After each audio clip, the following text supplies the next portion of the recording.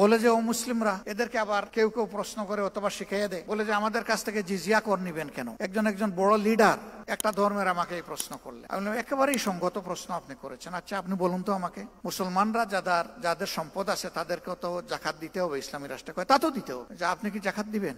কয় না, আমি তো মুসলমান না, আমি জাকাত দেবো কেন? তো জাকাত তো আল্লাহর নির্ধারিত ট্যাক্স, এই ট্যাক্সের সাথে রাষ্ট্রে অন্যান্য ট্যাক্সও থাকবে, তবে এটা হচ্ছে মূল ভিত্তি। তো এই সমাজে যে উন্নয়ন হবে এটা কি শুধু মুসলমানরা বুক করবে না আপনার অধিকার আছে? কয় অবশ্যই নাগরিক হিসাবে আমার অধিকার আছে। আমি বললাম তাইলে বিচারটা কোথায়?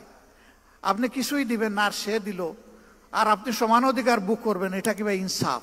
আপনি যেহেতু মুসলমান না এই কারণেই আপনার কাছ থেকে ওই ট্যাক্সটা নেওয়া হচ্ছে, যেই ট্যাক্সটা মুসলমান হওয়ার কারণে দিচ্ছে। তবে একজন গরিবের উপর যেমন জাকাত নাই, একজন গরিব হিন্দু বৌদ্ধ খ্রিস্টানের উপরেও তেমন ট্যাক্স নাই।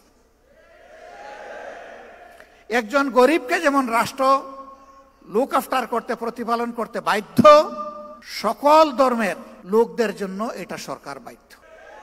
বলে তাইলে আমার আর কোনো কথা নাই, আমরা তো এটা জানতাম না, তো এটা কি হবে? আমি বললাম যে নাটোরের লাড্ডু খাইতে কেমন মজা, এটা মুখে না দিলে আপনি বুঝবেন কিভাবে? আবার এটার প্রয়োগ শুরু হোক, তারপরে দেখবেন যে হয় কিনা। এই প্রয়োগে আপনাদের সবার সহযোগিতা আমরা চাই।